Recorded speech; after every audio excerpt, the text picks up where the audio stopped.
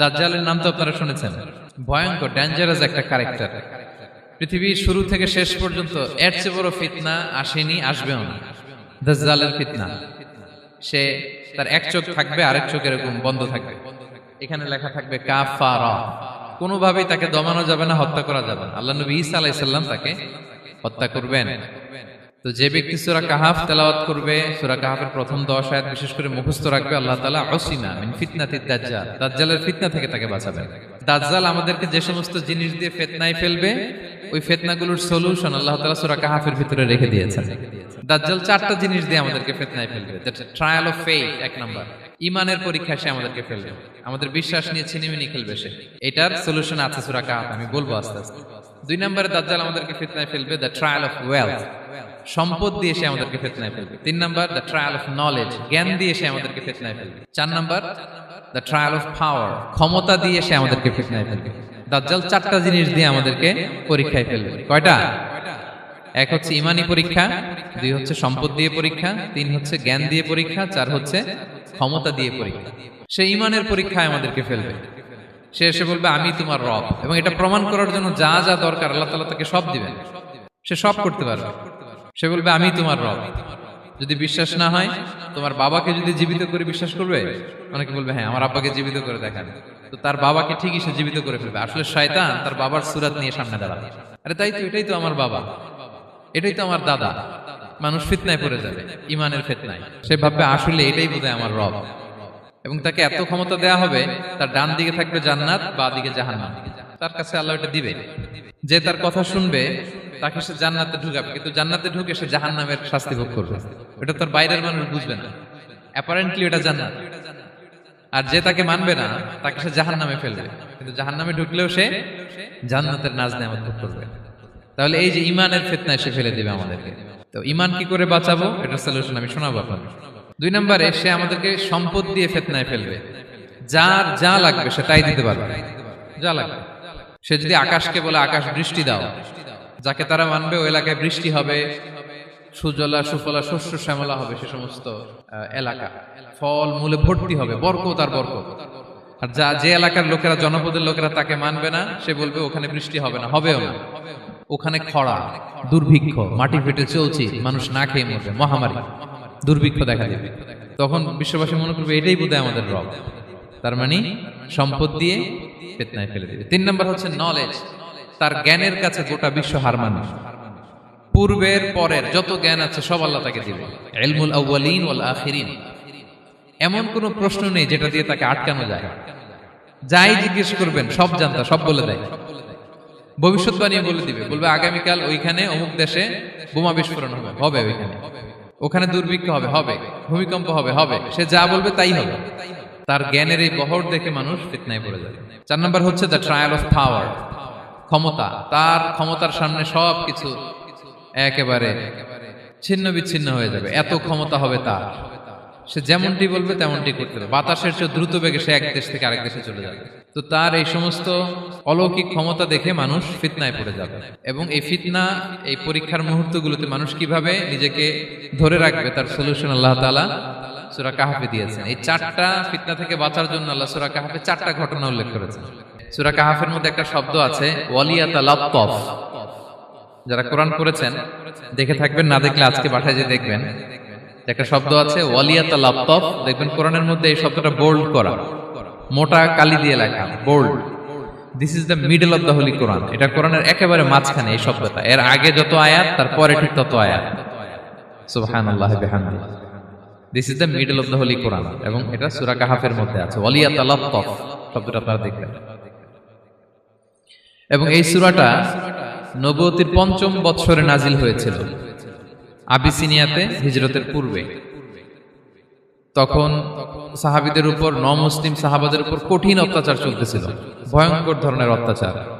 তো এই সূরাটা নাজিল করে আল্লাহ তাআলা ওনাদেরকে সান্ত্বনা দিলেন এবং বুঝাতে চাইলেন এই অত্যাচার, এই জুলুমের শিকার শুধু তোমরাই হচ্ছ না, এর আগেও হয়েছে অনেকে।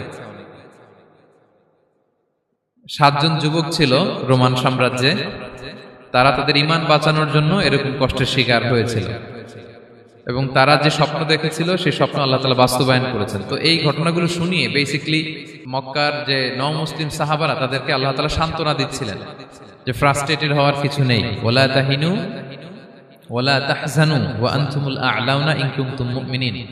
হতাশ হবে না, চিন্তিত হবে না, বিজয় তোমাদেরই হবে যদি তোমরা মুমিন হও, যদি তোমরা বিশ্বাসী হও, তোমাদের ঈমানের দাবিতে যদি তোমরা সত্যবাদী হও। এই সূরাটা নাজিলের একটা প্রেক্ষাপট আছে। মক্কার কুরাইশরা কোনোভাবেই যখন রাসূল সাল্লাল্লাহু আলাইহি ওয়াসাল্লামকে দমাতে পারছিল না, তখন তারা প্ল্যান করলো যে আমরা মদিনাতে যে মদিনার ইহুদিদের কাছ থেকে কিছু জেনে আসি। কারণ মক্কাবাসীদের নবী, রাসূল, ওহী, আখিরাত এগুলোর ব্যাপারে কোনো ধারণা ছিল না। তো ফলে তারা কুরাইশরা নজর ইবনে হারিস এবং উকবা ইবনে আবি মুঈত এই দুইজনকে পাঠালো, তোমরা মদিনায় যাও, মদিনায় ইহুদিরা থাকে, ইহুদিদের কাছে তাওরাত নাজিল হয়েছিল, they have idea regarding prophets and আখিরাত, আখিরাত কি, নবী কি, এগুলোর আইডিয়া তাদের আছে। তো তাদের দুইজনকে পাঠালো যে তোমরা যে তাদের জিজ্ঞেস করো যে আমাদের জ্ঞাতি ভাইদের মধ্যে থেকে একজন তো নবী দাবি করে, সে কি আসলে নবী কিনা, আমরা কিভাবে বুঝবো? তো যেই চিন্তা সেই কাজ, তারা গেল মদিনাতে, মক্কা থেকে মদিনায়, যে খুলে বললো যে আমাদেরই এক ছেলে, আমাদেরই এক লোক বয়স 40 হওয়ার পর থেকে বলে আমি নবী, আমার কাছে ওহী আসে, আল্লাহ আমার কাছে বাণী পাঠায়, আর তিনি আমাকে বাণী বাহক করে পাঠিয়েছেন তোমাদের কাছে। এটা আসলে সত্য কিনা, আমরা একটু কনফিউশনে আছি। তো ইহুদিরা বলল তোমরা যে তাকে 3টি প্রশ্ন করবে, যদি উত্তর দিতে পারে বুঝবে সত্য নবী। 1 নম্বরে জিজ্ঞেস করবে যে মুহাম্মদ বলো তো আসহাবে কাহাফ কারা, আসহাবে কাহাফ সম্পর্কে তোমরা কি জানো? যে সূরাটার নাম সূরাতুল কাহাফ। কাহাফ মানে হচ্ছে কেই, গুহা, মানে গুহাবাসী 7 জন যুবক এই গুহার ভিতরে আশ্রয় নিয়েছিল ঈমান বাঁচানোর জন্য। মুহাম্মদ তুমি যদি সত্য নবী হও বলো এই ঘটনাটা কি। 2 নম্বরে তাকে জিজ্ঞেস করবে জুলকারনাইন বাদশা সম্পর্কে কি জানে, সে কিছু জানে কিনা। 3 নম্বর তাকে জিজ্ঞেস করবে মা হুয়া রূহ, রূহ কি, যে রূহটা দেহে ঢুকলে মানুষ নড়ে চড়ে, প্রাণবন্ত একটা অ্যানিমেশন থাকে, এটা বের হয়ে গেলে সে ডেড বডি, লাশ হয়ে পড়ে থাকে। What is the origin of রূহ, স্পিরিট। এই 3টা প্রশ্নের উত্তর যদি জানে তাহলে আসলেই সে সত্য নবী। তারা এসে জিজ্ঞেস করলো মুহাম্মদ বলো আসহাবে কাহাফ কারা, বলো জুলকারনাইন কে, বলো রূহ কি। এই 3টা প্রশ্নের উত্তর যদি করতে পারো তাহলে বুঝবে তুমি সত্য নবী। রাসূল সাল্লাল্লাহু আলাইহি ওয়াসাল্লাম বললেন ঠিক আছে যাও, আগামীকাল উত্তর বলে দেব। তিনি ইনশাআল্লাহ বলতে ভুলে গেলেন। রাসূল সাল্লাল্লাহু আলাইহি ওয়াসাল্লামের ধারণা ছিল প্রতিদিনই তো জিবরাইল কোরআনের আয়াত নিয়ে আসে, তো তারই ধারাবাহিকতায় আগামীকাল আসবে, আমি জিজ্ঞেস করে নিব এই 3টা প্রশ্নের উত্তর। তারপরের দিন সবাই এসে হাজির, কিন্তু জিবরাইল আলাইহিস সালাম আসেনি। রাসূল সাল্লাল্লাহু আলাইহি ওয়াসাল্লাম একটু বিব্রতকর পরিস্থিতিতে বললেন। তারা বলল তুমি তো আজকে অ্যাপয়েন্টমেন্ট দিয়েছো, ডেট দিয়েছো, বলো উত্তর বলো। রাসূল সাল্লাল্লাহু আলাইহি ওয়াসাল্লাম বলল আজকে না, আগামীকাল বলে দিলাম। রাসূল সাল্লাল্লাহু আলাইহি ওয়াসাল্লাম ইনশাআল্লাহ কথাটা আর মনে করতে পারতেছেন না। এরপরের দিনও তারা এসে হাজির, কিন্তু রাসূল সাল্লাল্লাহু আলাইহি ওয়াসাল্লাম উত্তর দিতে পারতেছেন না।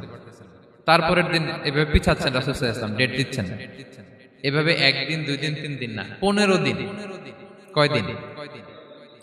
এদিকে তো এই প্রশ্নের উত্তর জানার জন্য এখন 1-2 জন আসে না, দলে বলে কাফিররা আসে। কারণ রাসূল সাল্লাল্লাহু আলাইহি ওয়াসাল্লামকে এখানে অপমান করা যাচ্ছে, ছোট করা যাচ্ছে, হেয় করা যাচ্ছে। তারা এসে হাসাহাসি করে। আবু বকর, ওমর রাদিয়াল্লাহু আনহুকে বলে দেখো তোমরা না বলছো সত্য নবী, উনি সত্য নবী হলে তো প্রথম দিন উত্তর দিয়ে দিতে পারতো, পারে না কেন? এটা থেকে বোঝা যাচ্ছে তিনি আসলে মিথ্যাবাদী। 15 দিন রাসূল সাল্লাল্লাহু আলাইহি ওয়াসাল্লামের জন্য এত বিব্রতকর পরিস্থিতি আর ছিল না। 15 দিন পর আল্লাহ তাআলা আয়াত নাযিল করলেন ওয়ালা তাকুলান্না বিশাইইন ইন্নী ফাইলুন যালিকা গাদা ইল্লা আইয়াশা আল্লাহ। অর্থাৎ হে নবী ভবিষ্যতের কোনো কাজে যখন ওয়াদা দিবেন, কমিটমেন্ট করবেন, আপনি আইয়াশা আল্লাহ মানে ইনশাআল্লাহ বলা ছাড়া কখনো দিবেন না। রাসূল সাল্লাল্লাহু আলাইহি ওয়াসাল্লামকে শিক্ষা দেওয়ার মধ্য দিয়ে বেসিক্যালি আল্লাহ তাআলা গোটা মুসলিম উম্মাহকে শিক্ষা দিলেন, আমাদেরকে শিক্ষা দিলেন, যাতে আমরা ভবিষ্যতের কাজে আগে ইনশাআল্লাহ বলি। তো রাসূল সাল্লাল্লাহু আলাইহি ওয়াসাল্লাম লেসনটা পেলেন। এরপর আল্লাহ তাআলা উত্তর জানিয়ে দিলেন আম হাসিবিতা আন্না আসহাবাল কাহফি ওয়ার রাকিমি কানু মিন আয়াতিনা আজাবা। টানা 2 পৃষ্ঠা উত্তর দিলেন আসহাবুল কাহফ কারা। তাওরাত, জাবুর, ইনজিলে কোথাও এত বিস্তারিত উত্তর নাই আসহাবে কাহফের ব্যাপারে। আল্লাহ তাআলা আল কাহাফ, সূরাতুল কাহাফ নামে গুহাবাসীদের নামে একটা সূরা দিলেন, বিস্তারিত 2 পৃষ্ঠায় বর্ণনা করলেন তারা কারা। কুরাইশরা তো তাআজ্জুব বনে গেল, ঘটনা কি, মুহাম্মদের উত্তর কিভাবে জানলো? সে তো কারো কাছে পড়ে নাই, লেখে নাই, এই দেশের বাইরেও কোথাও যায় নাই। দ্বিতীয় প্রশ্ন ছিল জুলকারনাইনকে আল্লাহ আয়াত নাযিল করলেন ওয়াসআলুনাকা আন যিলকারনাইন কুল সাআতলু আলাইকুম মিনহু যিকরা। টানা আল্লাহ তাআলা প্রায় 1.5 পৃষ্ঠা, 1 পৃষ্ঠারও বেশি জুলকারনাইনের ঘটনা শোনালেন। আর রূহের কথা শোনালেন সূরা আল ইসরাতে ওয়াসআলুনাকা আনির রূহ কুলির রূহু মিন আমরি রাব্বি ওয়া মা উতীতুম মিনাল ইলমি ইল্লা কালিলা। রূহ এটা আল্লাহর স্পেশাল একটা অর্ডার, আল্লাহর আদেশে এটা ঢুকে আল্লাহর আদেশে বের হয়। এটা কেউ ছুঁতে পারে না, ধরতে পারে না, দেখতে পারে না। এটা আল্লাহর পক্ষ থেকে একটা মিরাকেল। তিনটা প্রশ্নের উত্তর যখন আল্লাহ তাআলা দিয়ে দিলেন, রাসূল সাল্লাল্লাহু আলাইহি ওয়াসাল্লাম তাদেরকে সাবলীল ভাষায় শুনিয়ে দিলেন। তারা অবাক হয়ে গেল।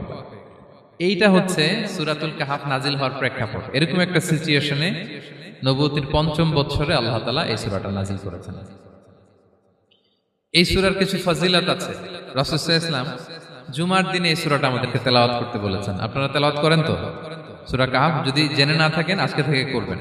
রাসূল সাল্লাল্লাহু আলাইহি ওয়াসাল্লাম বলেছেন যে জুমার দিনে যে এই সূরা কাহাফ তেলাওয়াত করবে, মান ক্বারা সূরাতাল কাহফি ফি ইয়াউমিল জুমআতি আযা লাহু মিনান নূরি মা বাইনাল জুমআতাইন। দুই জুমার মাঝখানে আল্লাহ তাআলা এই জুমার সময়টাকে তার জন্য আলোকিত করে দেয়।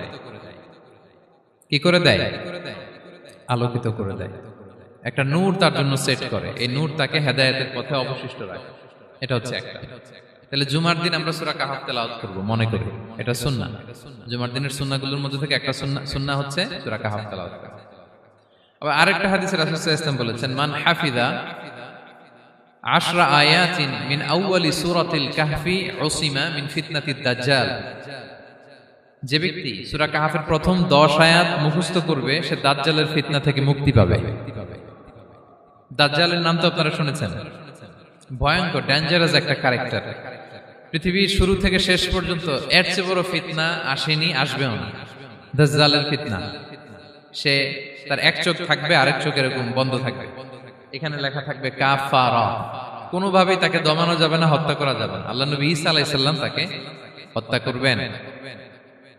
তো যে ব্যক্তি সূরা কাহাফ তেলাওয়াত করবে, সূরা কাহাফের প্রথম 10 আয়াত বিশেষ করে মুখস্থ রাখবে, আল্লাহ তাআলা উসিমা মিন ফিতনাতিদ দাজ্জাল, দাজ্জালের ফিতনা থেকে তাকে বাঁচাবেন। তা আমরা দাজ্জালের ফিতনা থেকে বাঁচতে চাই কি চাই না? আমরা যেন সূরা কাহাফের প্রথম 10 আয়াত মুখস্থ করি, সূরা কাহাফ যেন জুমার দিন আমরা তেলাওয়াত করি। So now the question arises, what is the relationship of Suratul Kahf with Dajjal? দাজ্জালের সাথে সূরা কাহাফের রিলেশনটার কারণ কি? একটা মেকানিজম তো এখানে আছে। এত সূরা থাকে, রাসূল সাল্লাল্লাহু আলাইহি ওয়াসাল্লাম কেন বলেন যে সূরা কাহাফ পড়লে দাজ্জালের ফিতনা থেকে বাঁচবে? কারণটা কি? এর কারণ হচ্ছে দাজ্জাল আমাদেরকে যে সমস্ত জিনিস দিয়ে ফিতনায় ফেলবে, ওই ফিতনাগুলোর সলিউশন আল্লাহ তাআলা সূরা কাহাফের ভিতরে রেখে দিয়েছেন। দাজ্জাল 4টা জিনিস দিয়ে আমাদেরকে ফিতনায় ফেলবে। দ্যাটস ট্রায়াল অফ ফেথ, এক নাম্বার। ঈমানের পরীক্ষায় সে আমাদেরকে ফেলবে, আমাদের বিশ্বাস নিয়ে ছিনিমিনি খেলবে সে। এটার সলিউশন আছে সূরা কাহাফ, আমি বলবো আস্তে আস্তে। 2 নম্বরে দাজ্জাল আমাদেরকে ফিতনায় ফেলবে, দ্য ট্রায়াল অফ ওয়েলথ, সম্পদ দিয়ে সে আমাদেরকে ফিতনায় ফেলবে। 3 নম্বর দ্য ট্রায়াল অফ নলেজ, জ্ঞান দিয়ে সে আমাদেরকে ফিতনায় ফেলবে। 4 নম্বর দ্য ট্রায়াল অফ পাওয়ার, ক্ষমতা দিয়ে সে আমাদেরকে ফিতনায় ফেলবে। দাজ্জাল 4টা জিনিস দিয়ে আমাদেরকে পরীক্ষায় ফেলবে। কয়টা? 1 হচ্ছে ঈমানি পরীক্ষা, 2 হচ্ছে সম্পদ দিয়ে পরীক্ষা, 3 হচ্ছে জ্ঞান দিয়ে পরীক্ষা, 4 হচ্ছে ক্ষমতা দিয়ে পরীক্ষা। সে ঈমানের পরীক্ষায় আমাদেরকে ফেলবে। সে এসে বলবে আমি তোমার রব, এবং এটা প্রমাণ করার জন্য যা যা দরকার আল্লাহ তাআলা তাকে সব দিবেন। সে সব করতে পারবে। সে বলবে আমি তোমার রব। যদি বিশ্বাস না হয়, তোমার বাবাকে যদি জীবিত করে বিশ্বাস করবে? অনেকে বলবে হ্যাঁ আমার আব্বাকে জীবিত করে দেখান। তো তার বাবাকে ঠিকই সে জীবিত করে ফেলবে। আসলে শয়তান তার বাবার সূরত নিয়ে সামনে দাঁড়াবে। আরে তাই তো, এটাই তো আমার বাবা, এটাই তো আমার দাদা। মানুষ ফিতনায় পড়ে যাবে, ঈমানের ফিতনায়। সে ভাববে আসলে এটাই বোধহয় আমার রব, এবং তাকে এত ক্ষমতা দেয়া হবে, তার ডান দিকে থাকবে জান্নাত, বাঁ দিকে জাহান্নাম। তার কাছে আল্লাহ এটা দিবে। যে তার কথা শুনবে তাকে সে জান্নাতে ঢুকাবে, কিন্তু জান্নাতে ঢুকে সে জাহান্নামের শাস্তি ভোগ করবে। এটা তার বাইরের মানুষ বুঝবে না, অ্যাপারেন্টলি এটা জান্নাত। আর যে তাকে মানবে না তাকে সে জাহান্নামে ফেলবে, কিন্তু জাহান্নামে ঢুকলেও সে জান্নাতের নাজ নেয়ামত ভোগ করবে। তাহলে এই যে ঈমানের ফিতনায় সে ফেলে দিবে আমাদেরকে। তো ঈমান কি করে বাঁচাবো, এটার সলিউশন আমি শোনাবো আপনাদের। 2 নম্বরে সে আমাদেরকে সম্পদ দিয়ে ফিতনায় ফেলবে। যার যা লাগবে সে তাই দিতে পারবে, যা লাগবে। সে যদি আকাশকে বলে আকাশ বৃষ্টি দাও, যাকে তারা মানবে ওই এলাকায় বৃষ্টি হবে, সুজলা সুফলা শস্য শ্যামলা হবে, সে সমস্ত এলাকা ফল মূলে ভর্তি হবে, বরকত আর বরকত। আর যে এলাকার লোকেরা, জনপদের লোকেরা তাকে মানবে না, সে বলবে ওখানে বৃষ্টি হবে না, হবেও না। ওখানে খরা, দুর্ভিক্ষ, মাটি ফেটে চলছে, মানুষ না খেয়ে মরবে, মহামারী, দুর্ভিক্ষ দেখা দেবে। তখন বিশ্ববাসী মনে করবে এটাই বোধহয় আমাদের রব। তার মানে সম্পদ দিয়ে ফিতনায় ফেলে দেবে। 3 নম্বর হচ্ছে নলেজ। তার জ্ঞানের কাছে গোটা বিশ্ব হার মানবে। পূর্বের পরের যত জ্ঞান আছে সব আল্লাহ তাকে দিবে। ইলমুল আউয়ালিন ওয়াল আখিরিন। এমন কোন প্রশ্ন নেই যেটা দিয়ে তাকে আটকানো যায়। যাই জিজ্ঞেস করবেন সব জানতা, সব বলে দেয়।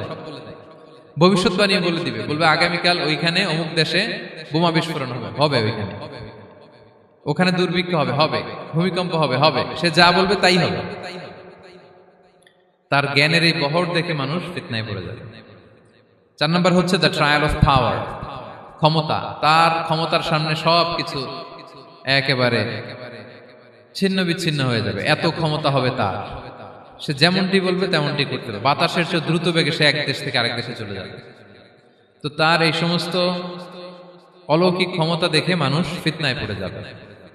এবং এই ফিতনা, এই পরীক্ষার মুহূর্তগুলোতে মানুষ কিভাবে নিজেকে ধরে রাখবে তার সলিউশন আল্লাহ তাআলা সূরা কাহফে দিয়েছেন। এই 4টা ফিতনা থেকে বাঁচার জন্য আল্লাহ সূরা কাহফে 4টা ঘটনা উল্লেখ করেছেন। কয়টা? 1 নাম্বার হচ্ছে আসহাবে কাহফ, যুবকদের ঘটনা, 7 জন যুবকদের ঘটনা। ঈমান কি করে বাঁচাবেন, সলিউশন ওখানে। সম্পদের ফিতনা থেকে কিভাবে নিজেকে বাঁচাবেন, এজন্য একজন বাগানওয়ালার ঘটনা আল্লাহ সেখানে বলেছেন। জ্ঞানের ফিতনা থেকে কি করে বাঁচবেন, এজন্য আল্লাহ তাআলা মুসা আলাইহিস সালাম এবং খিজির আলাইহিস সালামের ঘটনা সেখানে উল্লেখ করেছেন। আর ক্ষমতার ফিতনা থেকে কি করে বাঁচবেন এটা বোঝানোর জন্য আল্লাহ তাআলা যুলকারনাইনের ঘটনা উল্লেখ করেছেন। 4টা ফিতনা থেকে বাঁচার জন্য কয়টা ঘটনা? 4টা ঘটনা। আমরা তাহলে একটা একটা করে ঘটনা শুনি, আমরা একটু উদ্ধার করার চেষ্টা করি যে কি কি সলিউশন আল্লাহ তাআলা আমাদের বাতলে দিলেন। 1 নম্বর হচ্ছে আসহাবে কাহফের ঘটনা। এটা 250 খ্রিস্টাব্দের সময়কালে রোমান সাম্রাজ্যের একজন বাদশা ছিল, নাম দাকিয়ানুস। প্রতাপশালী বাদশা, পৌত্তলিক, মূর্তির পূজা করে। ঈসা আলাইহিস সালাম বিদায় নিয়েছেন, 250 বছর হলো। তো সব নবীর ধর্মই কিন্তু ইসলাম, যদিও আমরা নাসারা বলি, ইহুদি বলি, সব নবীদের ধর্মই কি ইসলাম। তো তিনি ছিলেন পৌত্তলিক, মূর্তির পূজা করত। আর তার এলাকায় কেউ যদি ঈসা আলাইহিস সালামের নাম নিত, আখিরাতে বিশ্বাস করত, আল্লাহ বিশ্বাস করত, তাদেরকে তারা পাথর মেরে হত্যা করত। এজন্য ভয়ে কেউ ঈসাই ধর্মে ঈমান আনতো না, মানে ইসলামে ঈমান আনতো না। এই রাজার ভয়ে সবাই মূর্তির পূজা করত। কিন্তু 7 জন যুবক ছিল, তারা স্রোতে গা ভাসিয়ে দেয়নি। স্রোতের বিপরীতে তারা ঈমান নিয়ে দাঁড়িয়েছে। তারা ঈসা আলাইহিস সালামের রেখে যাওয়া সত্য ধর্মের উপর ঈমান এনেছিল, আখিরাতে তারা বিশ্বাস করত। তো এই 7 জন যুবকের কথা ছড়াতে ছড়াতে রাজা দাকিয়ানুসের কাছে চলে যায়। উনি তো রেগে মেগে আগুন, ডেকে পাঠালো 7 জনকে। তো তাদেরকে জিজ্ঞেস করলো, তোমরা কাকে মানো? বলতেছে এক আল্লাহকে মানি। সাহসী, খুবই সাহসী। বলতেছে তুমি কি জানো তোমরা কার সামনে কথা বলতেছো? আমি তো তোমাদেরকে মৃত্যুদণ্ড দিতে পারি। তারা বলে দেন, কিন্তু আমরা সব বিসর্জন দিলেও ঈমান বিসর্জন দিতে পারবো না। সুবহানাল্লাহ। উনি বললেন, তোমরা যুবক মানুষ, রক্ত গরম, আবেগে কথা বলতেছো, 3 দিন সময় দিলাম, যাও ঈসার নাম ভুলে যাও, আখিরাত ভুলে যাও, আল্লাহর নাম ভুলে যাও। 3 দিন পরে তোমাদেরকে আবার ইন্টারভিউ নেব। ওই দিন যদি একই কথা বলো, পাথর মেরে 7 জনকে দুনিয়া থেকে উড়িয়ে দেব।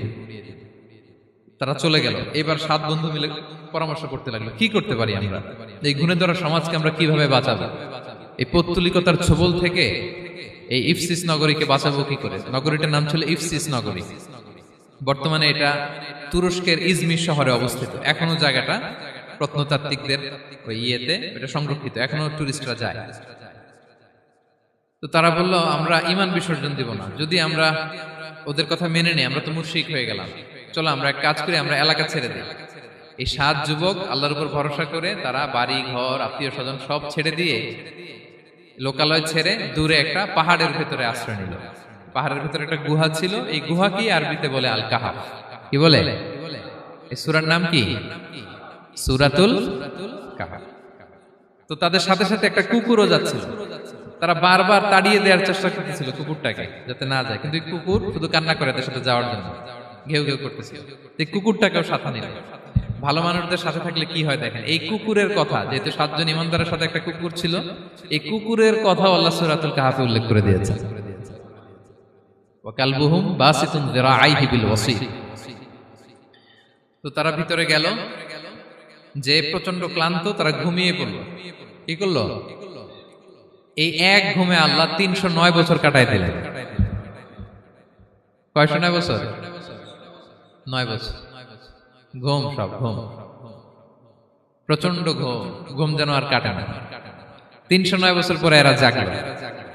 এখন খুব ক্ষুধা, ঘুমে আর মোর ভাঙতেছে, আর একজন জিজ্ঞেস করতেছে কি লম্বা সময় ঘুম দিলাম কোথায় আমরা? একজন বলতেছে হ্যাঁ, মনে সারাদিনই ঘুমাইছি আমরা। আরেকজন বলতেছে না না, সারাদিন না, দিনের কিছু অংশ হয়তো ঘুমাইছি। আসলে কয় বছর ঘুমাইছে? 309 বছর। তো এদিকে সভ্যতার তো চেঞ্জ। এখানে ওই দাকিয়ানুস মরে, এর ছেলে মরে, এর নাতি মরে, পুতি মরে, এখন 6ষ্ঠ নম্বর রাজা আসছে। প্রজন্মের পর প্রজন্ম তো শেষ। 309 বছরে কমপক্ষে 4-5টা জেনারেশন চেঞ্জ হবে। তো জেনারেশন চেঞ্জ হয়ে, এলাকা চেঞ্জ হয়ে, তারা যে স্বপ্ন দেখেছিল এই ইফসিস নগরীতে কালিমার পতাকা উঠবে, তাদের স্বপ্ন আল্লাহ বাস্তবায়ন করেছেন। 309 বছরের ব্যবধানে এই এলাকার সবাই মুসলিম হয়ে গেছে। আল্লাহ চাইছিলেন ওদেরকে দেখাবে এটা, ওদের স্বপ্নটা যে বাস্তবায়ন হয়েছে এটা দেখাবে। তো ঘুম থেকে উঠছে, একজনকে তারা বললো যে লুকায় লুকায় চাদর মুড়ি দিয়ে কিছু রুটি নিয়ে আসো বাজার থেকে, যাতে তোমাকে না চিনে। চাদর মুড়ি দিয়ে যাও। কিছু পয়সা ছিল, মুদ্রা দিয়ে দিস। তো সে যে যখন দোকানদারের কাছ থেকে রুটি নিয়ে আর মুদ্রা দিছে, দোকানদার বলে এই মুদ্রা কোত্থেকে আসলো? 309 বছর আগে মালয়েশিয়াতে রিঙ্গিট ছিল কিনা জানি না, যেভাবে ওরা ট্রানজাকশন করতে পারে, যেটা ছিল ওইটা যদি এখন কেউ দেয়, রাজধানী বিলাসে খাবার পাওয়া যাবে? হ্যাঁ। তো রুটিওয়ালা বলে তুমি বর্তমান সময়ের মুদ্রা দাও, এটা দিচ্ছ কেন? বলতেছে এটা তো বর্তমান সময়ের মুদ্রা। বলতেছে এই যে মুদ্রার মধ্যে দেখো কোন সালের সিল দেওয়া, এটা তো শত শত বছর আগে। বলতেছে কি বলে শত বছর আগে? আমি তো আজকে সকালেই বাজার করলাম, ওই বাজার করে যে টাকাগুলো ছিল ওইটাই তো পকেটে। বলতেছে বলে কি? নিশ্চয়ই তুমি গুপ্তধনের সন্ধান পেয়েছো, হিডেন ট্রেজার। বলো, মানে তার সাথে এদের কথাবার্তা কিছু মিলতেছে না। পরে তাকে ধরে ওই সময়কার রাজার কাছে নিয়ে গেছে। ওই রাজা আবার মুসলিম, সবাই মুসলিম তখন। সে যা বলে এরাও কেউ বিশ্বাস করে না, এরাও যা বলে এও বিশ্বাস করে না। আর এলাকা এর বাড়ি ঘর আসবে কোত্থেকে? এর নাতি পুতি যা আছে 5-6 পুরুষ তো মরে সবাই কবরে। তখন তার কথা শুনে সবাই অবাক। তো এটা মিলানোর জন্য তারা 309 বছর আগের দাকিয়ানুস বাদশার সরকারি যে নথিপত্র, ওই পুরাতন ছিঁড়া নথিপত্র তারা বের করলো। বের করে দেখে ঠিকই দাকিয়ানুস নামে এক বাদশা ছিল, আর অনেক শত শত বছর আগে মোস্ট ওয়ান্টেড 7 জন যুবক ছিল, যাদের ব্যাপারে এক্সিকিউশনের অর্ডার ছিল। এখন দেখে তারা অবাক। লম্বা ঘটনা আমি খুব শর্ট করে বলতেছি। পরে সবাই মিলে তাকে সহ ওই গুহায় গেল। গুহায় যাওয়ার পরে সে বাকিদেরকে ডাকতে গুহার ভিতরে ঢুকলো। আল্লাহ তাআলা 7 জনকে ওইখানে মৃত্যু দিয়ে দিলেন। চিরকালের জন্য এই 7 জন ঘুমায় পড়লো। আর এলাকাবাসী রাজা সহ ওইখানে তারা একটা মসজিদ নির্মাণ করলো। This is the story of আসহাবে কাহাফ। তো এলাকাবাসী যদিও মুসলিম হয়েছিল, কিন্তু আখিরাতের ব্যাপারে তাদের একটা সন্দেহ ছিল যে আসলে মানুষ মরার পরে কি আবার জীবিত হবে? মৃত্যুবরণ করার পরে আবার মানুষ জীবিত হবে? তাদের মনের মধ্যে একটা সন্দেহ ছিল যে আসলে মারা গেলে মানুষ আবার উঠতে পারে। তাদের এই সন্দেহ দূর করার জন্য আল্লাহ তাআলা এই 7 জনকে 309 বছর ঘুম পাড়িয়ে আবার জীবিত করলেন। সুবহানাল্লাহ বিহামদিহি। তাহলে ঈমান কিভাবে বাঁচাতে হয়, এটার প্রেরণা আমরা এই 7 যুবকের কাছ থেকে পাই। এখানে যেটা আমরা শিখি প্রিয় ভাইরা, 1 নম্বর লেসন হচ্ছে আমাদের গুড কোম্পানি লাগবে, রাইটাস পিপল, মানে আমাদের সার্কেলটা ভালো হইতে হবে। তাদের 7 জনের সার্কেলটা খুব ভালো ছিল, ফলে তারা বিপথে যায় না, এবং তারা এমন শক্ত সিদ্ধান্ত নিয়েছে যে আল্লাহ তাআলা সেটাতে বরকত দিয়েছেন, গোটা সমাজকে আল্লাহ তাআলা চেঞ্জ করে দিয়েছেন। এটা হচ্ছে 1 নম্বর লেসন। আপনি ঈমান বাঁচাতে হলে আপনার সার্কেল ভালো লাগবে। খুঁজবেন যে এলাকায় যাবেন ওখানে নামাজি সার্কেল কারা আছে, ওখানে জ্ঞানী গুণী সার্কেল কারা আছে, ওখানে ভালো কাজ করতে চায়, একে অপরকে সহযোগিতা করে, কল্যাণের পথের যাত্রী কারা আছে খুঁজতে হবে আপনাকে। খুঁজে ওই সার্কেলে আপনি যুক্ত হবে, তাইলে ঈমান বাঁচানো যাবে। ক্লিয়ার? 2 নাম্বার হচ্ছে the conflict between believers and disbelievers it's universal. সত্য মিথ্যার লড়াই, এটা চিরন্তন, আজীবন থাকবে। এটা ওনাদেরও ছিল, এখনো আমাদের লড়াই করে যেতে হচ্ছে, আমাদের ভবিষ্যৎ প্রজন্মও করবে। এই লড়াইটা আমরা করে যেতে চাই। কি বলেন? হ্যাঁ, থামা যাবে না? আমরা থামতে আসিনি, আমরা এই লড়াইটা করে যাব। আমরা সত্যের কথা বলেই যাব ইনশাআল্লাহ। বলেন তিন নাম্বার হচ্ছে যে লেসনটা আমরা পাই, অনেকগুলো লেসন, আমি খুব প্রেসাইজলি বলতেছি। যুবকরা চাইলে একটা সমাজকে পাল্টে দিতে পারে। এই পৃথিবীতে যত বড় বড় বিপ্লব হয়েছে এগুলো যুবকরা এনেছে। তারা হচ্ছে সভ্যতা গড়ার কারিগর। আসহাবে কাহাফ আমাদের এই সময়ের নওজওয়ানদের জন্য প্রেরণা। তারা আমাদের জন্য প্রেরণার বাতিঘর। তারা যেমনি ইমানকে রক্ষা করেছে, আমাদের যুবকরা চাইলেও তাদের ইমানি চেতনাতে স্পিরিট দিয়ে সমাজটাকে পাল্টে দিতে পারে। কি বলেন? এখানে বেশিরভাগই তো যুবক।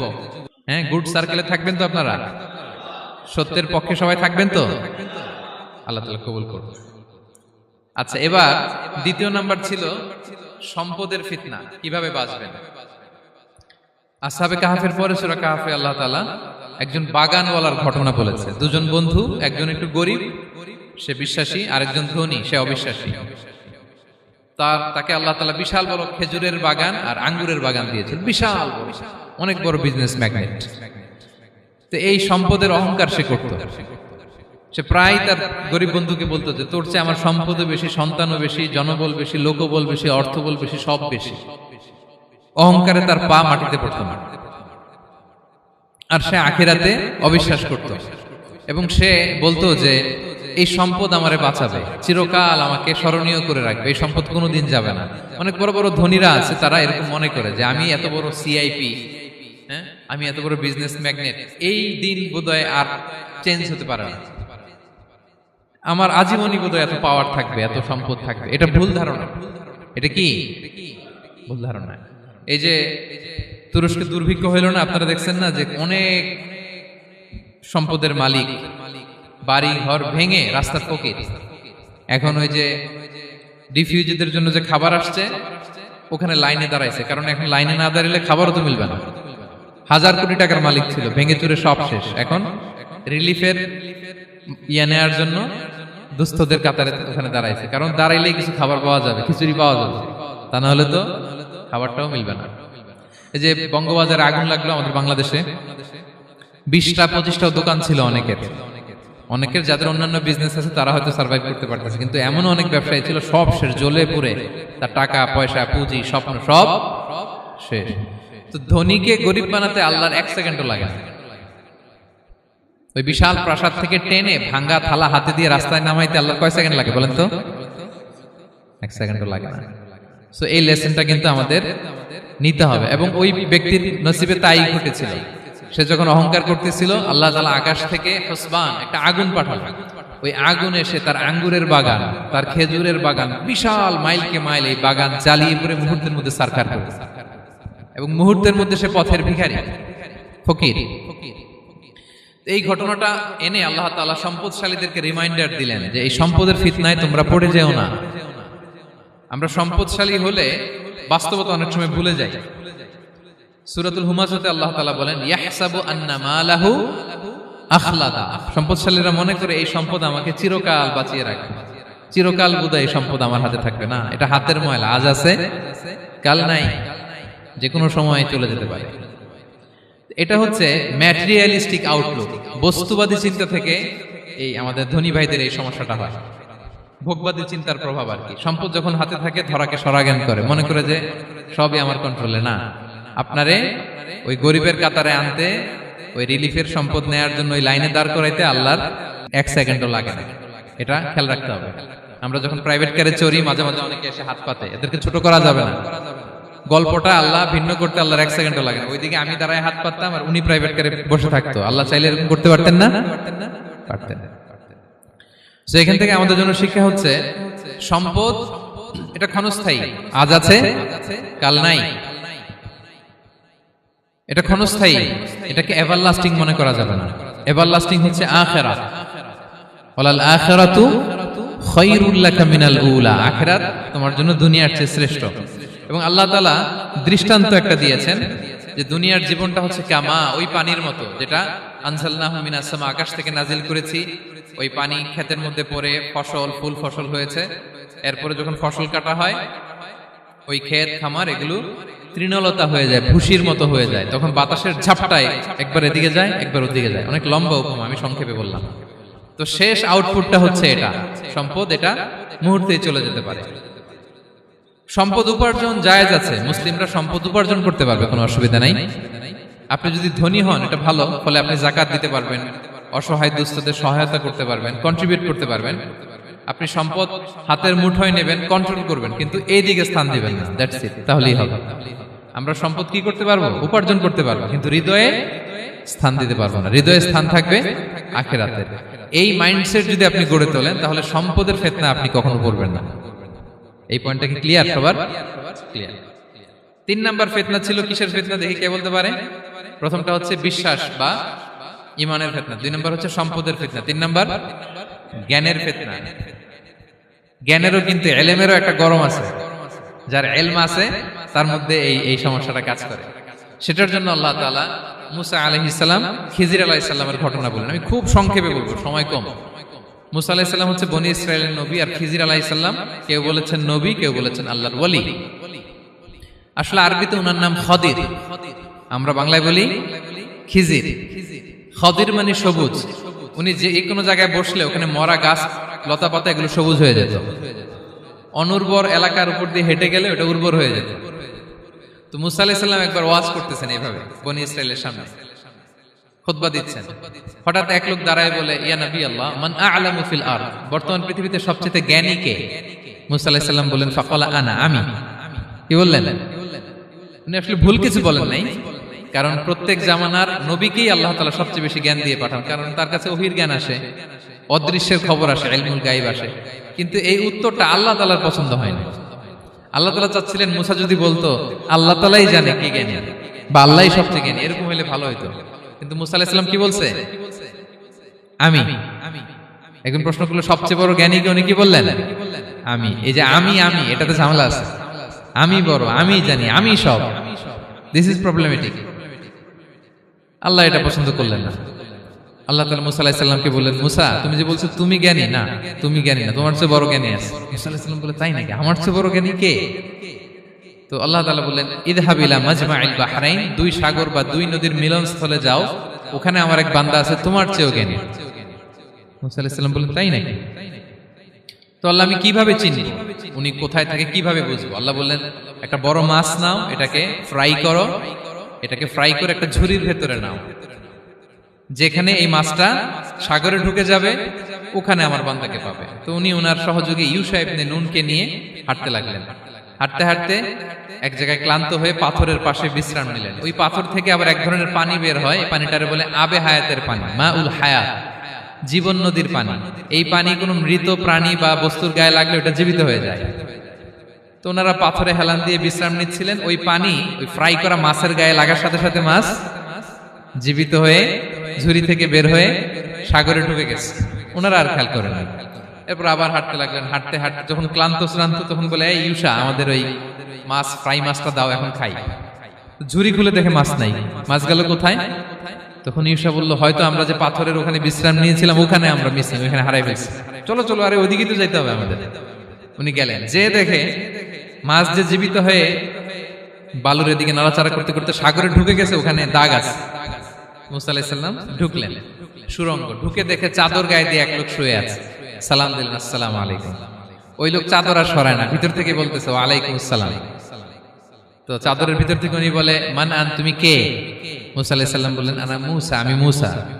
উনি বলেন, মুসা বনি ইসরাইল, বনি ইসরাইলের মুসা? বললেন, হ্যাঁ। কেন এসেছো? এবার চাদর খুললেন। বলতেছে, আপনার কাছ থেকে কিছু শিখতে আসছি। আল্লাহ বলছে, আপনি নাকি সবচেয়ে বড় জ্ঞানী। আমি ভুল করে বলে ফেলছিলাম আমি। আল্লাহ বলছেন যে আপনি নাকি জ্ঞানী। বলতেছে, না, তুমি আমার জ্ঞান নিতে পারবে না, ওই ধৈর্য শক্তি তোমার নাই। মুসা আলাইহিস সালাম বললেন যে, আপনি যে কোনো শর্তে আমাকে একটু রাখেন কয়েকদিন আপনার সাথে, আমি রাজি। বললেন, না, তুমি পারবে না। মুসা আলাইহিস সালাম জোর করতে লাগলেন। অবশেষে খিদির আলাইহিস সালাম রাজি হলেন। বললেন, শর্ত হচ্ছে আমি যাই করি আর না করি আমাকে কোনো প্রশ্ন করা যাবে না। মুসা আলাইহিস সালাম বললেন, ওকে। সফর শুরু হলো। সামনে নদী, এক লোক তাদের নৌকা দিয়ে নদী পার করায় দিল। নদী পারাপারের পর খিজির আলাইহিস সালাম লাঠি দিয়ে নৌকার তলাটা ছিদ্র করে দিলেন। মুসা আলাইহিস সালাম বললেন, ইন্না লিল্লাহি, এটা আপনি কি করলেন? ওরা আমাদেরকে নদী পার করে দিল, আর যে ভাড়াটা আসছিল এটাও নিল না, আমাদেরকে সম্মান দেখালো, আপনি নৌকা ছিদ্র করে দিলেন। খিজির আলাইহিস সালাম বলছে, এই যে আমি বলছিলাম না, তুমি ধৈর্য ধারণ করতে পারবে না, যাও তোমার রাস্তায় তুমি, আমার রাস্তায় আমি। মুসা আলাইহিস সালাম আবার ক্ষমা চাচ্ছেন যে আপনি আমার ক্ষমা করেন, আমি তো ভুলে গেছি, আর প্রশ্ন করবেন না। চলতে লাগলেন। হঠাৎ বাচ্চারা খেলতেছে, এক বাচ্চাকে ধরে হত্যা করলেন খিজির আলাইহিস সালাম। এবার তো মুসা আলাইহিস সালাম রেগে গেছে, আপনি করলেনটা কি? একটা নিষ্পাপ ফুলের মতো শিশুকে হত্যা করলেন। খিজির আলাইহিস সালাম বলে, এই যে আমি জানতাম যে তুমি ধৈর্য ধারণ করতে পারবে না, তোমার রাস্তা এক, আমার রাস্তা এক, যাও। এবার মুসা আলাইহিস সালাম করজোর করতেছে যে this is the last chance, একটা ফাইনাল চান্স দেন, একটা সুযোগ দেন, আর আমি প্রশ্ন করব না, এটাই লাস্ট। বলেন ওকে ঠিক আছে। হাঁটতে হাঁটতে এক ইহুদি বসতির সামনে যে হাজির, দুজনই খুব ক্ষুধার্ত, খাবার চাইলো, এরা আবার কৃপণ, খাবার দিল না। তো খিজির আলাইহিস সালাম বললেন ঠিক আছে, খাবার যেটা দিচ্ছেন আমরা চলে যাই। যাওয়ার পথে দেখতেছে এই এলাকার একটা দেয়াল ভেঙে পড়ে যাবে। তিনি বললেন মুসা চলো এটা ঠিক করে দেই। দুইজন মিলে প্রচন্ড ক্ষুধায় এটা সেটা এনে দেয়ালটা তৈরি করতেছে। মুসা আলাইহিস সালাম তো এমনিই রাগী, পেটে আবার ক্ষুধা, আবার বলছে কিছু বলাও যাবে না। তিনি এবার আর প্রশ্ন করেন, বলতেছে ওরা এত কিপটামি করলো আর আপনি এটা করে দিলেন, আপনি তো চাইলে এটা টাকা নিতে পারতেন, পারিশ্রমিক নিতে পারতেন চাইলে। এই কথা বলার পর খিজির আলাইহিস সালাম বললেন হাদা ফিরাকু বাইনি ওয়া বাইনি, এখানেই তোমার আর আমার সেপারেশন, আর সামনে আগানো যাবে না, তোমার কোনো ধৈর্যই নেই। তো এতটুকু তোমাকে আমি বলি যে আমি একটাও আল্লাহর আদেশ ছাড়া করি নাই, আল্লাহর আদেশে আমি করেছি। কি? এক নম্বর হচ্ছে ওই যে আমাদের ভাড়া নিতে চাইলো না, আমাদেরকে পার করে দিল, নৌকাটা ছিদ্র করেছি কারণ এই এলাকায় একজন জালিম বাদশা আছে, সে নৌকা পেলেই গরিব মাঝিদের নৌকা সিজ করে নিয়ে যায়। তো এটাকে যখন তলায় ছিদ্র করে দিছি, এই রাজার লোকেরা এসে দেখবে যে এটা তলা ছিদ্র, পানি ঢুকতেছে, এটা নিবে না, ওরা পরে সামহাও এটা রিপেয়ার করে চালাইতে পারবে। মুসা আলাইহিস সালাম বলে সুবহানাল্লাহ, তাই তো, এটা তো আমি বুঝতে পারি নাই।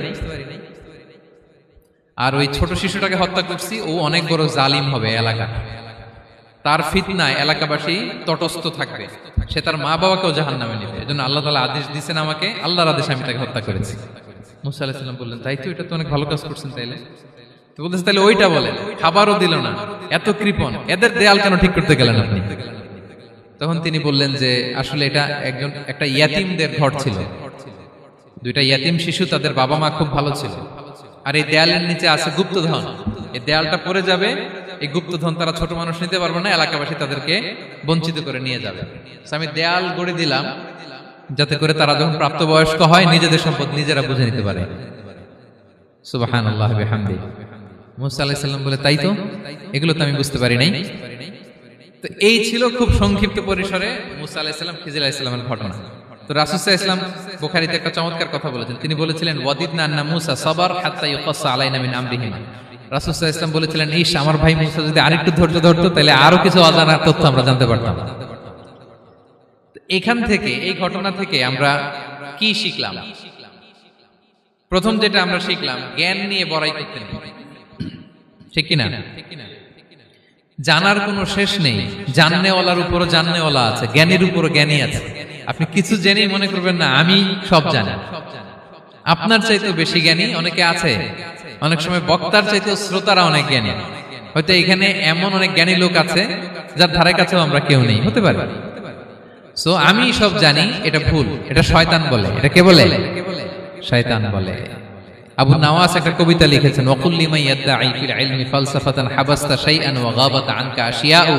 কেউ যদি বলে আমি সব জানি, তুমি তাকে বৃদ্ধাঙ্গুলি দেখিয়ে বলো আপনি কিছুই জানেন না, আপনি অল্প কিছু জেনেছেন, জানার এখনো অনেক বাকি।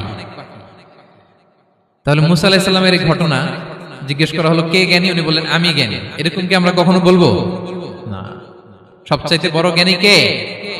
ওয়া ফাওকা কুল্লি যী ইলমিন আলিম, সবচাইতে বড় জ্ঞানী আল্লাহ তাআলা। সো জ্ঞান নিয়ে আমরা অহংকার করব না। দুই নম্বর যে শিক্ষাটা আমরা পাই, ওই যে নৌকা দিয়ে পারাপার হচ্ছিল, তখন একটা চড়ুই পাখি এসে সাগরের মধ্যে মুখ দিয়েছিল। তো খিজির আলাইহিস সালাম বললেন মুসা, তুমি কি চড়ুই পাখিটা দেখতে পাচ্ছ? হ্যাঁ দেখতে পাচ্ছি। চড়ুই পাখিটা যে সাগরে মুখ দিয়ে দেখতে পাচ্ছ? হ্যাঁ দেখতে পাচ্ছি। তখন খিজির আলাইহিস সালাম বললেন চড়ুই পাখিটা সাগরে মুখ দিয়ে পানি খাওয়ার পরে চড়ুই পাখির ঠোঁটে বা চঞ্চুতে যতটুকু পানি লেগে আছে, এই পানিটা হচ্ছে তোমার, আমার এবং মহাবিশ্বের আমাদের সকলের জ্ঞান। আর এই মহাসাগরের সকল পানি হচ্ছে আল্লাহ তাআলার জ্ঞান।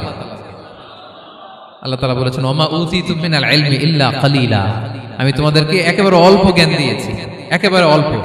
এই রহস্যে ঘেরা এই মহাবিশ্বের অনেক কিছু আমাদের অজানা। প্রিয় ভাইরা, আমরা অনেক কিছু জানি না। আমাদের এই লিমিটেড নলেজ এগুলো ধরে না, তারপর আমরা জ্ঞানের বড়াই করি।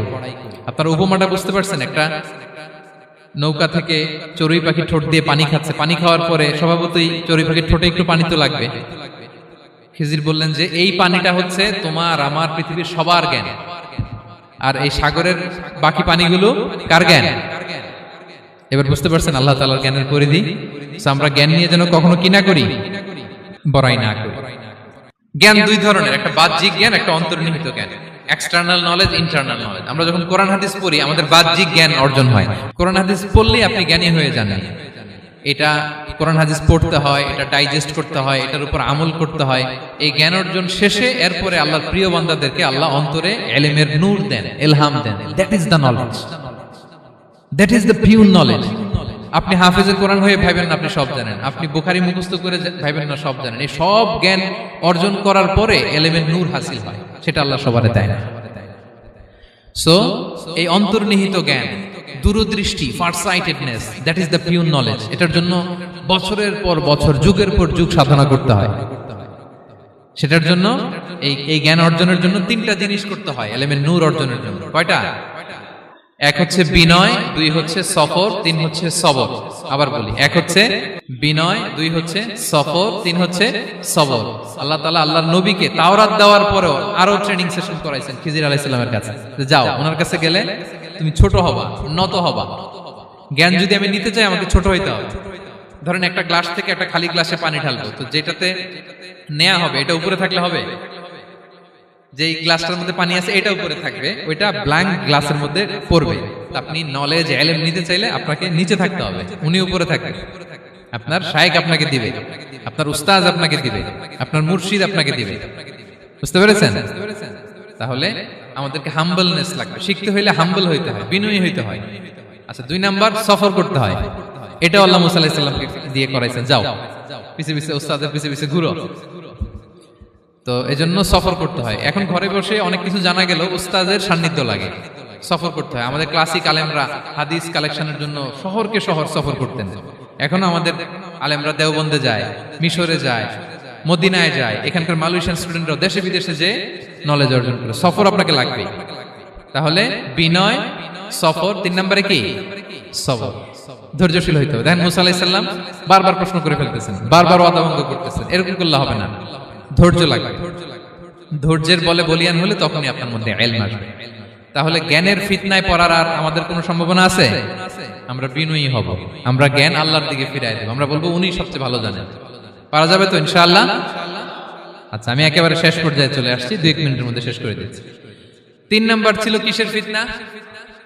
4 নাম্বার ক্ষমতার ফিতনা। এই ফিতনা থেকে বাঁচার জন্য সর্বশেষ আল্লাহ তাআলা যুলকারনাইনের ঘটনা বলেছেন। অনেক বড় বাদশা ছিলেন। পৃথিবীতে 4 জন বাদশা গোটা বিশ্ব শাসন করেছেন। 2 জন কাফির, 2 জন মুমিন। কাফির একজন হচ্ছে নমরুদ, যিনি ইব্রাহিম আলাইহিস সালামকে আগুনে ফেলেছিলেন। আরেকজন হচ্ছে বখতে নাসার, যাকে ইংরেজিতে বলে নেবুচারনেজার দ্য সেকেন্ড, দ্বিতীয় নেবুচারনেজার। তারা কোনো নির্দিষ্ট এরিয়ার বাউন্ডারির বাদশা না, গোটা বিশ্বের বাদশা ছিলেন। এই 2 জন কাফির। আর 2 জন বাদশা ছিলেন গোটা বিশ্বকে শাসন করেছেন, তারা ছিলেন মুমিন। একজন হচ্ছে সুলাইমান আলাইহিস সালাম, আল্লাহর নবী। আরেকজন হচ্ছে যুলকারনাইন, গোটা বিশ্ব শাসন করেছেন। প্রাচ্য থেকে পাশ্চাত্য সব জায়গায় তিনি গিয়েছেন, ইসলামের বাণী প্রচার করেছেন, জালিমদেরকে শায়েস্তা করেছেন। তো এরকম দিক বিদিক তিনি জয় করতেছিলেন। অনেকে যুলকারনাইনকে আলেকজান্ডার দ্য গ্রেটের সাথে গুলিয়ে ফেলে না। ম্যাসিডোনিয়াতে যে আলেকজান্ডার দ্য গ্রেট ছিল, উনি আর যুলকারনাইন এক নন। যুলকারনাইন হচ্ছে আল্লাহ তাআলার প্রিয় একজন বান্দা, অনেক বড় সাহসী বীর পুরুষ ছিলেন, গোটা বিশ্বে ইসলাম প্রচার করেছেন। করতে করতে করতে করতে অনেক বড় ঘটনা, আমি সব শেষের ঘটনাটা বলি। উনি জর্জিয়া, বর্তমান যে জর্জিয়ার তিবলিসি এরিয়া, এখানে এসে একটা এলাকার সন্ধান পেলেন, যারা ওনাকে এসে বলল যে এখানে একটা জঙ্গলি গ্রুপ আছে যাদের নাম ইয়াজুজ মাজুজ, তারা এসে আমাদের উপর হামলা করে। হে যুলকারনাইন, আমরা আপনাকে ট্যাক্স কালেক্ট করে দিচ্ছি, আপনি তাদের মাঝে আর আমাদের মাঝে একটা প্রাচীর তৈরি করে দেন। আপনারা ইয়াজুজ মাজুজের নাম শুনেছেন না? ইংরেজিতে বলে গগ ম্যাগগ।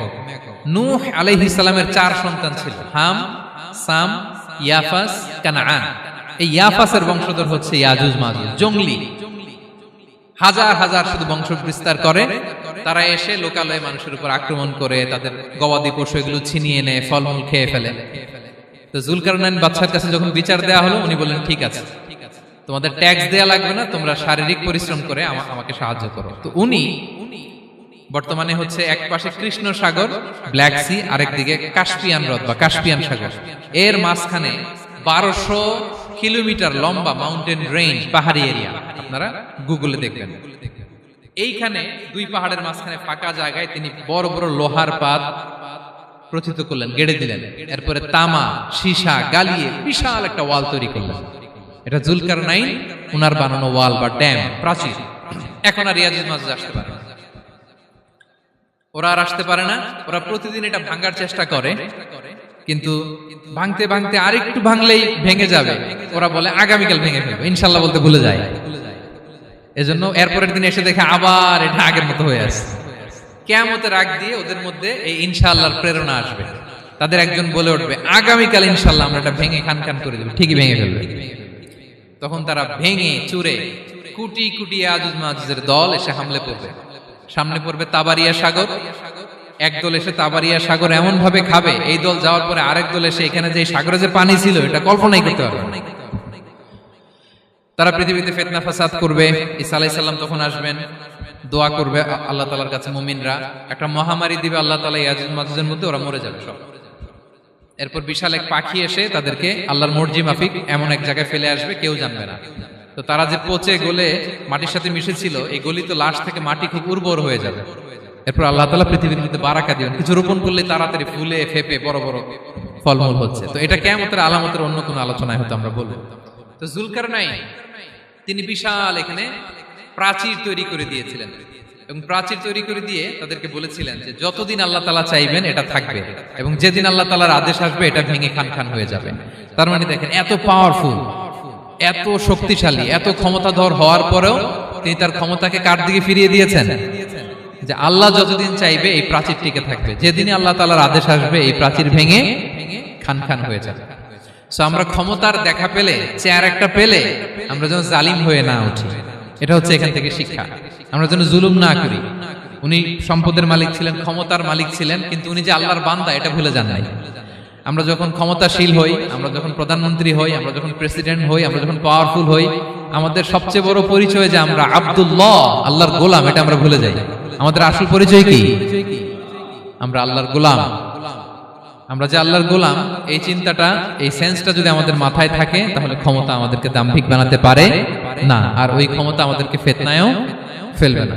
তাহলে সম্মানিত সুধী, দাজ্জাল কয়টা জিনিস দিয়ে আমাদেরকে ফিতনায় ফেলবে?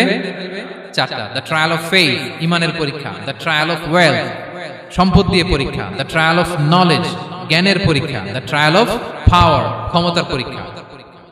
আর ইমানের পরীক্ষায় উত্তরণের জন্য আল্লাহ তাআলা আমাদেরকে এই সূরায় আসহাবে কাহফের ঘটনা শুনিয়েছেন, যে 7 জন যুবক তারা তাদের ইমানকে হেফাজত করেছিল। সম্পদের ফিতনা থেকে বাঁচানোর জন্য আল্লাহ তাআলা আমাদেরকে এক বাগানওয়ালার কাহিনী জানিয়েছেন, যে সম্পদ পেয়ে তোমরা দাম্ভিক হয়ে যাও না, এটা আজ আছে কাল থাকবে না।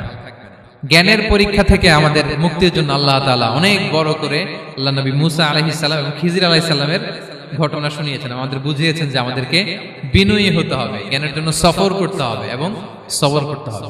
সবশেষে আল্লাহ তাআলা ক্ষমতার ফিতনা থেকে বাঁচানোর জন্য ক্ষমতাধর, আমরা তো একটা দেশের মালিক হই এখন, অমুক দেশের প্রেসিডেন্ট, অমুক দেশের প্রধানমন্ত্রী, উনি গোটা বিশ্বের প্রতাপশালী রাজা ছিলেন জুলকারনাইন। তারপরেও উনি যে আব্দুল্লাহ, উনি যে আল্লাহর গোলাম, এটা তিনি ভুলে যাননি। তাহলে এইভাবে যদি আমরা এই ফিতনাগুলো থেকে বাঁচার চেষ্টা করি, তাহলে এই ফিতনা থেকে আমরা বেঁচে থাকতে পারবো। এবং দাজ্জাল যদি এই মুহূর্তেও আসে, সে আমাদেরকে বিভ্রান্ত করতে পারবে না। পারবে? পারবে না ইনশাআল্লাহ। ইনশাআল্লাহ বলেন। আর ভবিষ্যতের সব কাজের আগে আমরা সবসময় কি বলবো? মনে থাকবে সবার? আল্লাহ তাআলা আমাদের সবাইকে কথাগুলো বোঝার ও আমল করার তৌফিক দান করুক। হাযা মা ইনদি ওয়াল ইলমু ইনদাল্লাহ আলাইহি তাওয়াক্কালতু ওয়া ইলাইহি উনীব। ওয়াসসালামু আলাইকুম ওয়া রাহমাতুল্লাহি তাআলা ওয়া বারাকাতুহু।